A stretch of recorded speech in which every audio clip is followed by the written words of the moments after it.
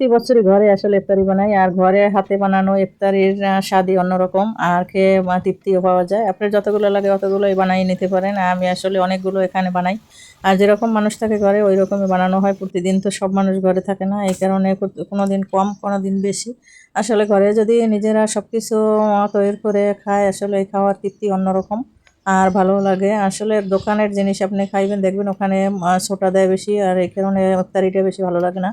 তাই আমরা নিজেরাই সবকিছু ঘরোয়াভাবে বানাই, আমার কাছে অনেক ভালো লাগে। একটু সময়ের অপচয় হয়, হয়তো সময়ের অপচয় হলেও সারাদিনটা ব্যস্ততায় কেটে যায়, সারাদিন বোঝাও যায় না যে রোজা নাকি। আসলে আমার কাছে ভালো লাগে, আমি প্রতি বছরই এরকম বানিয়ে নিই।